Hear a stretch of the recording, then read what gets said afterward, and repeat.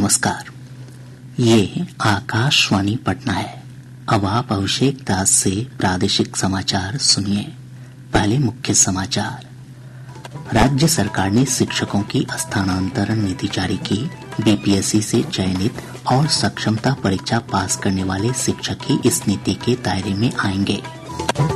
केंद्रीय गृह मंत्री अमित शाह ने वामपंथी उग्रवाद प्रभावित राज्यों के मुख्यमंत्रियों के साथ समीक्षा बैठक की। कहा, नक्सलवाद विकास की राह में सबसे बड़ी बाधा।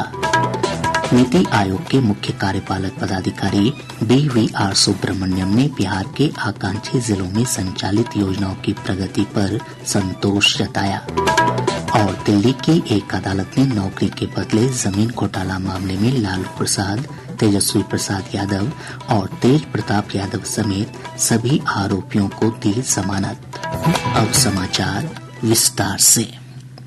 राज्य सरकार ने शिक्षकों की स्थानांतरण नीति जारी कर दी है।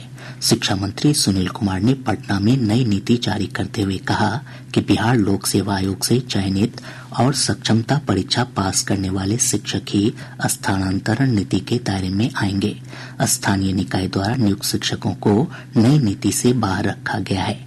शिक्षा मंत्री श्री कुमार ने बताया कि असाध्य और गंभीर रोग, शारीरिक दिव्यांगता तथा मानसिक दिव्यांगता से ग्रसित शिक्षक तथा विधवा और परित्यक्त शिक्षिकाओं को उनके विकल्प के पंचायत, नगर निकाय, प्रखंड, अनुमंडल या जिले में स्थानांतरित किया जा सकेगा।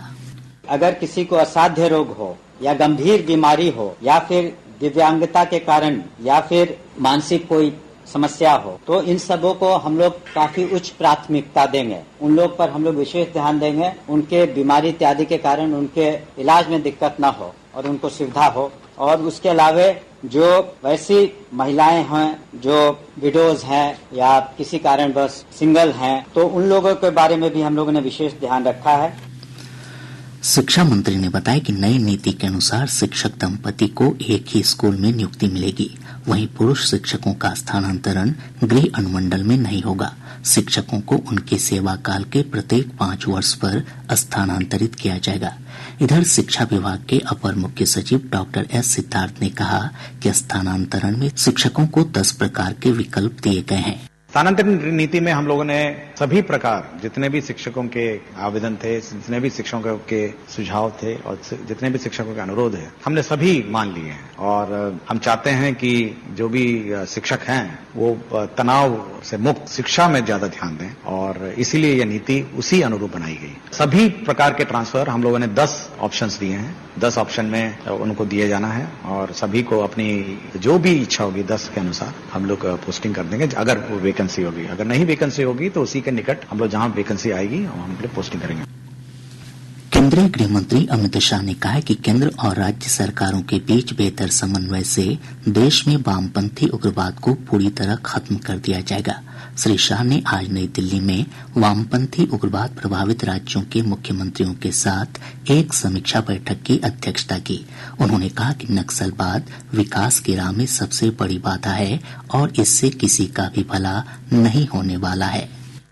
वामपंथी उग्रवाद की लड़ाई अब अपने अंतिम चरण में है, ऐसा हम कह सकते हैं। और मैं विश्वास के साथ आप सभी को बताना चाहता हूं कि 2026 मार्च तक आप सभी के सहयोग से ये देश दशकों पुरानी समस्या से मुक्ति पा लेगा। श्री शाह ने नक्सलवाद से जुड़े सभी युवाओं से हथियार छोड़कर मुख्यधारा में आने की अपील की।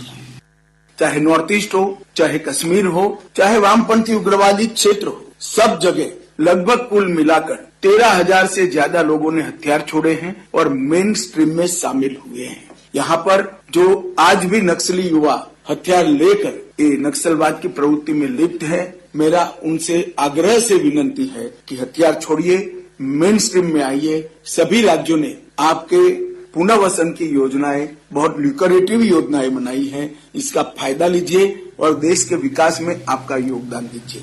बैठक में बिहार के उप मुख्यमंत्री सम्राट चौधरी शामिल हुए। नीति आयोग के मुख्य कार्यपालक पदाधिकारी BVR सुब्रमण्यम ने बिहार के आकांक्षी जिलों में संचालित योजनाओं की प्रगति पर संतोष जताया है। गया में संवाददाताओं से बातचीत में उन्होंने कहा कि बिहार के आकांक्षी जिलों ने विभिन्न मानकों पर बेहतर प्रदर्शन किया है। इस बीच हमारे संवाददाता ने बताया कि श्री सुब्रमण्यम कल गया में भारत लैब की तर्ज पर विकसित बिहार जेन नेक्स्ट लैब का उद्घाटन करेंगे। बिहार जेन नेक्स्ट पर राज्य सरकार के विभिन्न विभागों की ओर से किए गए कार्यों और इससे संबंधित आंकड़े उपलब्ध होंगे। इसके माध्यम से किसी भी विभाग से संबंधित जानकारी एक क्लिक के माध्यम से प्राप्त हो सकेगी। इधर गया में कल डाटा ड्रिवेन गवर्नेंस पर राष्ट्रीय सम्मेलन का आयोजन किया गया है। इस सम्मेलन में 19 राज्यों के प्रतिनिधि शामिल होंगे। राज्य सरकार और नेस्कॉम के बीच सूचना तकनीक के क्षेत्र में निवेश बढ़ाने के लिए आज पटना में समझौता ज्ञापन पर हस्ताक्षर किए गए।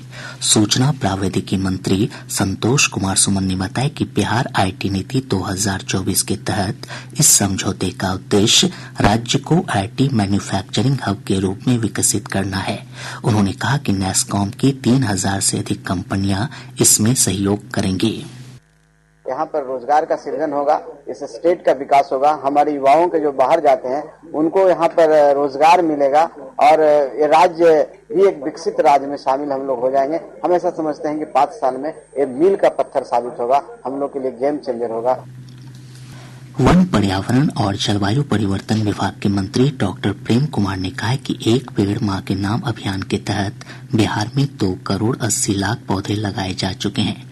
आज पटना में संवाददाताओं से बातचीत में उन्होंने कहा कि राज्य में 4 करोड़ 68 लाख पौधे लगाने का लक्ष्य रखा गया है। सरकार ने विगत के वर्षों में बढ़ाकर 15% करने का काम किया। आगे जो हमारा टारगेट है 17% ले जाने का लेकर के, और चालू वित्तीय वर्ष में 4 करोड़ 68 लाख पौधे लगाने का लक्ष्य रखा गया। उसमें 3 करोड़ 54 लाख लगाए जा चुके हैं। दूसरी तरफ देख रहा हूँ कि बिहार में देश के माननीय प्रधानमंत्री भाई मोदी जी के आह्वान पर आप सबों को जानकारी देना चाहता हूँ। विश्व पर्यावरण दिवस के मौके पर एक पेड़ मां के नाम लगाने का जो आह्वान उन्होंने किया था, यह बताते प्रसन्नता हो रही है। उसमें मेरे विभाग के द्वारा और जन सहयोग से 2 करोड़ 80 लाख पौधे लगाए जाने थे, जिसमें लक्ष्य की प्राप्ति कर चुके हैं। मुख्यमंत्री नीतीश कुमार ने आज ग्रामीण विकास विभाग के अंतर्गत विभिन्न योजनाओं के लाभार्थियों के खाते में 1650 करोड़ रुपए से अधिक की राशि का हस्तांतरण किया।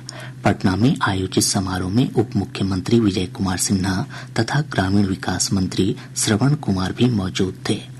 प्रादेशिक समाचार आप आकाशवाणी पटना से सुन रहे हैं। दिल्ली की एक अदालत ने नौकरी के बदले जमीन घोटाले से जुड़े धन शोधन मामले में राजद अध्यक्ष और पूर्व रेल मंत्री लालू प्रसाद, उनके पुत्र तेजस्वी प्रसाद यादव और तेज प्रताप यादव समेत सभी आरोपियों की जमानत मंजूर कर ली है। अदालत ने कहा कि आरोपियों को गिरफ्तार किए बिना उनके खिलाफ आरोप पत्र दायर किया गया था, जिस कारण उन्हें जमानत दी जाती है। प्रत्येक आरोपी को 1-1 लाख रुपए के व्यक्तिगत मुचलके पर जमानत दी गई। इस मामले की अगली सुनवाई 25 अक्टूबर को होगी। अदालत ने सभी आरोपियों को अपने पासपोर्ट जमा करने के भी निर्देश दिए। भूमि सुधार और राजस्व विभाग के मंत्री डॉक्टर दिलीप जायसवाल ने कहा है कि नई राष्ट्रीय शिक्षा नीति भारतीय ज्ञान परंपराओं के अनुरूप है। डॉक्टर जायसवाल आज ललित नारायण मिथिला विश्वविद्यालय दरभंगा में नई शिक्षा नीति पर आधारित एक कार्यक्रम को संबोधित कर रहे थे। उन्होंने विश्वविद्यालय के शोधार्थियों से ऐसे विषयों पर शोध करने की अपील की जो समाज के लिए उपयोगी हो। जो डॉक्टरेट या पीएचडी होल्डर हैं, अपने शोध के बाद, डिग्री लेने के बाद अपना टॉपिक भी भूल जाते हैं। ये रिश्ता आपका और आपके शोध के टॉपिक का काम का होना चाहिए। क्या हम पूरे जीवन ये लोगों को बता सकते हैं कि हमने इस पर शोध किया है, और उस शोध का हमें या हमारे समाज को या विशेष करके जो हमारा टेक्निकल एंड प्रोफेशनल सब्जेक्ट है उसका कोई फायदा किसी को मिला क्या? पूर्णिया जिले के अमौर में पुलिस और एसटीएफ की टीम ने एनकाउंटर में कुख्यात इनामी अपराधी मोहम्मद बाबर को मार गिराया है। एसडीपीओ पुष्कर कुमार ने बताया कि किशनगंज जिले के रहने वाले मोहम्मद बाबर पर बिहार और पश्चिम बंगाल में 18 से अधिक मामले दर्ज थे।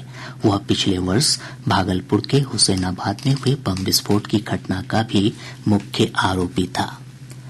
शारदीय नवरात्र के 5वें दिन आज देवी दुर्गा के स्कंद माता स्वरूप की पूरे विधि विधान के साथ पूजा अर्चना की जा रही है। जय जय स्कंद माता, मैया जय जय स्कंद माता, मान्यता है कि स्कंद माता अपने भक्तों की समस्त इच्छाओं को पूरा करती हैं। दुर्गा पूजा को लेकर राजधानी पटना समेत पूरे प्रदेश में माहौल भक्तिमय हो गया है। प्रतिमाओं और पूजा पंडालों को अंतिम रूप दिया जा रहा है। पूरा वातावरण मां दुर्गा के मंत्रों और भजनों से गुंजायमान है।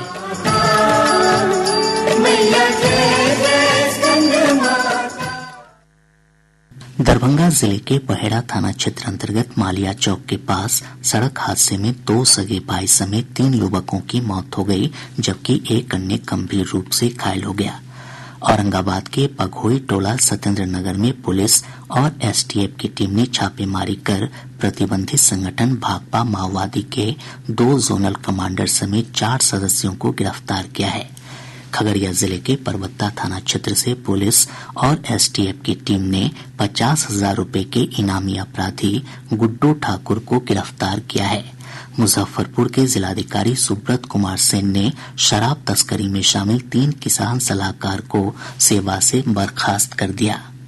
अररिया जिले के फारबिसगंज थाना क्षेत्र अंतर्गत धनपुरा गांव में पुलिस और कृषि विभाग की टीम ने छापेमारी कर एक बंद पड़े गोदाम से 87 बोरा नकली खाद बरामद की है।